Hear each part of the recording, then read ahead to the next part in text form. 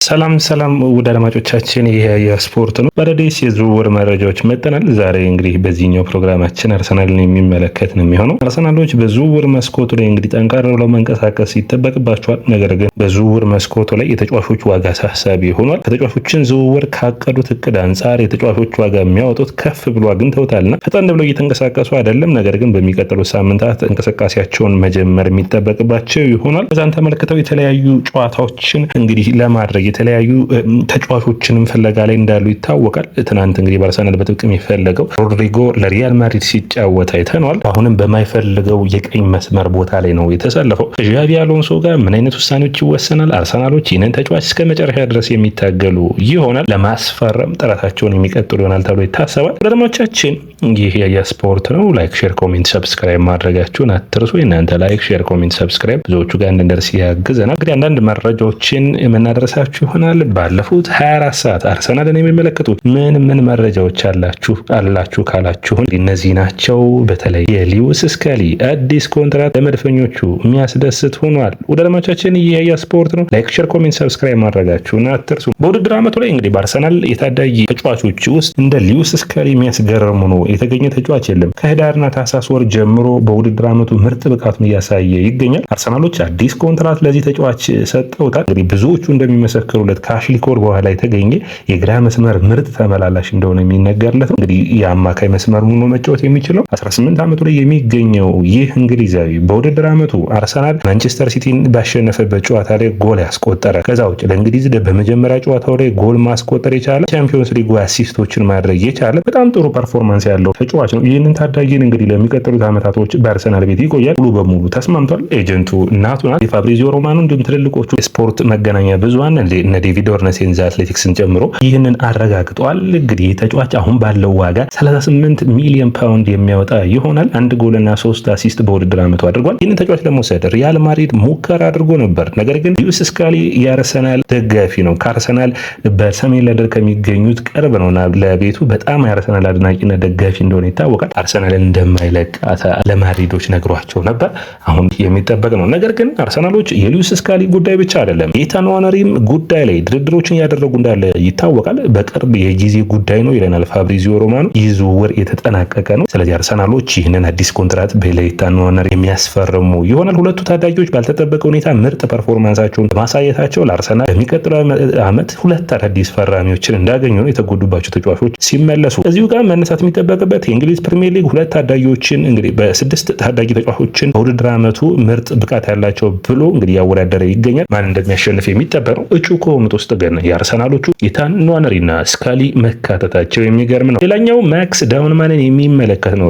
በሚቀጥለው የውድድር ዓመት አርሰናልን እንግዲህ የዋናው ቡድን አካል ሆኖ የሚጀምር ይሆናል። የእንግሊዝ ፕሪሚየር ሊግ ጨዋታ ግን ለመጫወት የግድ እስከ ታህሳስ ድረስ መጠበቅ ይጠበቅበታል። ያም የሆነው ደግሞ በአዲሱ የእንግሊዝ ፕሪሚየር ሊግ ሕግ መሰረት 16 ዓመት ያልሞላ ተጫዋች በእንግሊዝ ፕሪሚየር ሊግ መጫወት አይችልምና 16 ዓመት ታህሳስ ላይ የሚሞላው ይሆናል። በአርሰናል ቤት 99 ቁጥር ማሊያን አድርጎ በእንግሊዝ ፕሪሚየር ሊግ ሲጫወት የምናይበት ዕድል ሰፊ ነው። ሌላኛው ታዳጊ ነው። አንዳንዶቹ እንዲሁም ኢታን ንዋነሪም ስካሊም የተሻለ በጣም የሚጠበቀው ማክስ ዳውንማን ነው እያሉ ይመሰክሩለታል። በ17 ዓመቱ የ17 ዓመት የአውሮፓ ውድድር ላይ እንግዲህ የዓለም ዋንጫ ላይ ጥሩ ፐርፎርማንሱን የአውሮፓ ዋንጫ ላይ ጥሩ ፐርፎርማንሱን እያሳየ የሚገኝ ምርጥ ተጫዋች ነው ማለት የሚቻል ነው የሚሆነው። ወደድማቻችን ሌሎች መረጃዎችን የምናደርሳችሁ ሪያል ማድሪድ ቤት እናቅዳና ሮድሪጎና ዣቪ አሎንሶን እንይ። ሮድሪጎ እንግዲህ በዣቪ አሎንሶ ጋር ንግግሮችን እያደረገ ይገኛል። ነገር ግን ዣቪ አሎንሶ በትናንትናው ባሊሃሊ ጨዋታ ላይ ያሰለፋቸው ያሰላለፍ ሂደቱን በምታዩበት ጊዜ ትክክለኛ አሰላለፉ ኦልሞስት የአንቸሎቲን አሰላለፍ ነው ደግሞ ያየ ነው። በዚህም የተነሳ ሮድሪጎ ወደ ቀኝ መስመር ሄዶ ነው የተጫወተ። ይህ ደግሞ በቀኝ መስመር የማይፈልገው ነው። ለሮድሪጎ መጫወት የሚፈልገው በግራ መስመር፣ ያንን ደግሞ ለመስጠት አርሰናሎች ተመራጭ ናቸው። ይህንን አይቶ ወደ አርሰናል የሚመጣ ይሆናል ወይ የምናየው ነው።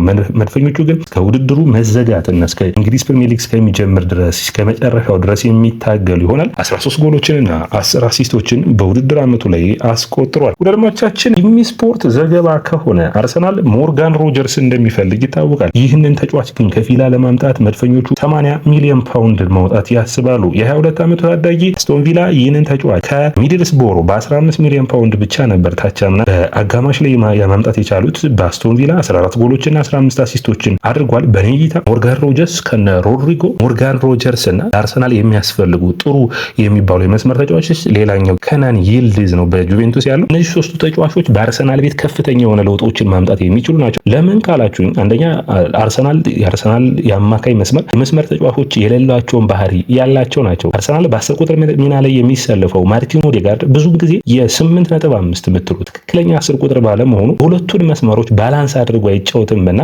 በተለይ ወደ ቀኝ መስመር ለቡካዮ ሳካ አድልቶ ነው የሚጫወትና ከግራ መስመር የሚነሳ ድሎችን መፍጠር የሚችል ተጫዋች ያስፈልጋል። አርሰናል ትክክለኛው የሚሆነው ሞርጋን ሮጀርስ ለምሳሌ በቦል ፕሮግሬሽን ኳሱን ወደፊት ይዞ በመሄድ ድሎችን በመፍጠር የተሻለ ተጫዋቹ ነው ይታያል። ስለዚህ አርሰናል ከዛ የሚጠቀም ይሆናል ብዬ አስባለሁ። ከናን ይልዲዝም እንደዚህ አይነት ባህሪ ያለው፣ ሮድሪጎ ደግሞ ፖቸር እና ጨዋታ ላይ ጌሞችን መቀየር አቅም ያለው ተጫዋች ነውና ለአርሰናል እንደዚህ አይነት የመስመር ተጫዋቾችን ማምጣት የሚያስፈልገው ነው የሚሆነው። ነገር ግን በትናንትናው ፕሮግራማችን እንደነገርኳችሁ አንቶኒ ጎርደን ከማርቲኔሊ ይሻላል። ነገር ግን የማርቲኔሊን አይነት ባህሪ ነው። ስለዚህ ማርቲኔሊ ያለ ሌላ አይነት ከማርቲኔሊ በሆነ ያክል የተሻለ ከምታመጣ ከማርቲኔሊ ሌላ አይነት ጨዋታን ለአርሰናል የሚያመጣ እንደ ሞርጋን ሮጀርስ እንደ ሞሐመድ ኩዴስ አይነት ተጫዋቾችን ማምጣት የሚያስፈልግ ይመስለኛል።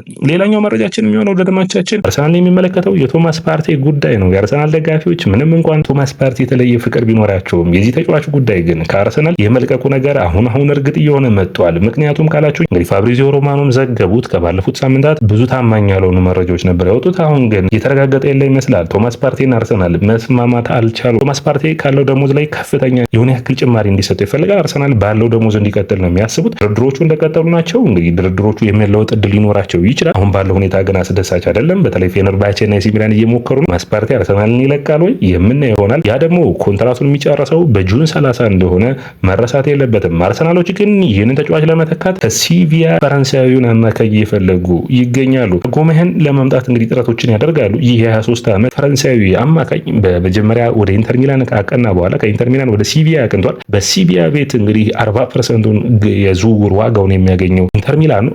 ሲቪያ በጣም በኢኮኖሚካል ቀውስ ላይ ነው የሚገኘው። የስፔን እንግዲህ ታውቃላችሁ የስፔን ክለቦች በጣም ከጊዜ ወደ ጊዜ እየተቸገሩ ነው የሚገኙት። በሪያል ማድሪድና በባርሴሎና ከፍተኛ የሆነው ቲቪ ራይት ስለሚያገኙ አሁን ሲቪያ ነው ተረኛው ደግሞ በዚህ እየተቸገረ የሚገኘው። ሲቪያ ይህንን ተጫዋች እንግዲህ ለመሸጥ ይፈልጋሉ። አርሰናሎች ከ15-20 ሚሊዮን ፓውንድ የሚያወጡ ይሆናል። ትክክለኛ የቶማስ ፓርቴ ተተኪ ነው ብለው መድፈኞቹ ያምናሉ። እንግዲህ አርሰናሎች ይህንን የሚያደርጉት ለወደፊቱ ከሚመጣው ሁኔታ አንጻር ነው። ቶማስ ፓርቴ 32 በመቶ የሚገኘውን ተጫዋች አትሊስት 2 ዓመት ሰጠው ካለው 200,000 ሳምንታዊ ደሞዝ ላይ ከፍተኛ ማድረግ መድፈኞቹ ፍላጎት የላቸውም። አንደኛ የአቋም መውረድ ሊያጋጥም ይችላል። የጉዳት ታሪክ እንዳለበት ይታወቃል። ስለዚህ ባለው ብቃት ላይ ይህንን ያክል ዓመት መስጠታቸው በእኔ እይታ ልክ ነው ብዬ አስባለሁ። ነገር ግን አርሰናሎች የሆነ ያክል ሲዝንን እንደ አዲስ የሚቸገሩበት ይሆናል። አርሰናል ግራኒት ዣካን ባጣበት ወቅት ምን ያክል እንደተቸገረ አይተናል። ታቻምና ግራኒት ዣካ ከለቀቀ በኋላ የዲክላን ራይስ መምጣት የሃቨርትዝ መምጣት በቀጥታ ዲክላን ራይስን ተክቶታል ማለት አይቻልም።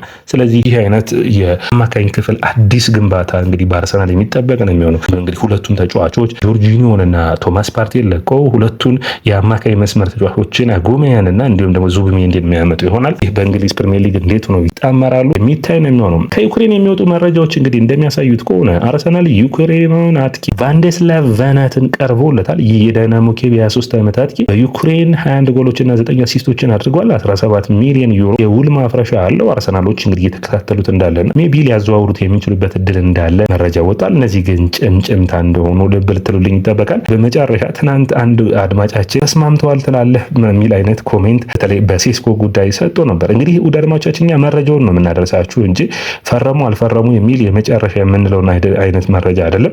ጭምጭምታዎችን እናቀርባለን በየቀኑ ስለሆነ ፕሮግራሙ።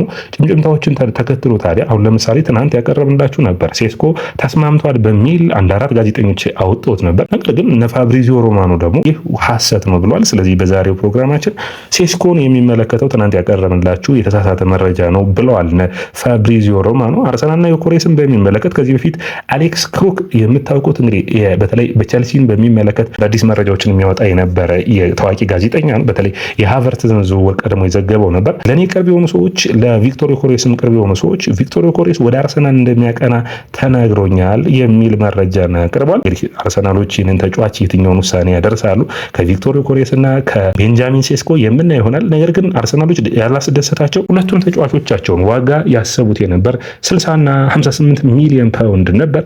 ነገር ግን በዝውውር መስኮት ከተከፈተ በኋላ ሲያዩ ሁለቱም ተጫዋቾች ከ70 ሚሊዮን ፓውንድ በላይ ሆኖባቸዋል። ይህን ድርድር እንግዲህ አድርገው ውሳኔያቸውን በቅርብ ጊዜያቶች የሚያሳውቁ ይሆናል ተብሎ ይጠበቃል። አንድ ከጣሊያን ከጣሊያን የሚወጣ መረጃ እንደሚያሳየው አርሰናል የጣሊያኑን ታዳጊ የ19 ዓመቱን ኢማኑኤል ሪዮን ለማስፈረም ጥረቶችን እያደረገ ይገኛል። ይህንን ተጫዋችን ማምጣት አርሰናሎች ይፈልጋሉ። ድርድሮቹ በሚቀጥሉት ጊዜያቶች የሚካሄዱ ይሆናል። ሰላም ውድ አድማጮቻችን፣ ያያ ስፖርት ነው። ላይክ፣ ሼር፣ ኮሜንት፣ ሰብስክራይብ ማድረጋችሁን አትርሱ። እናንተ ላይክ፣ ሼር፣ ኮሜንት፣ ሰብስክራይብ ብዙዎቹ ጋር እንድንደርስ ያግዘናል።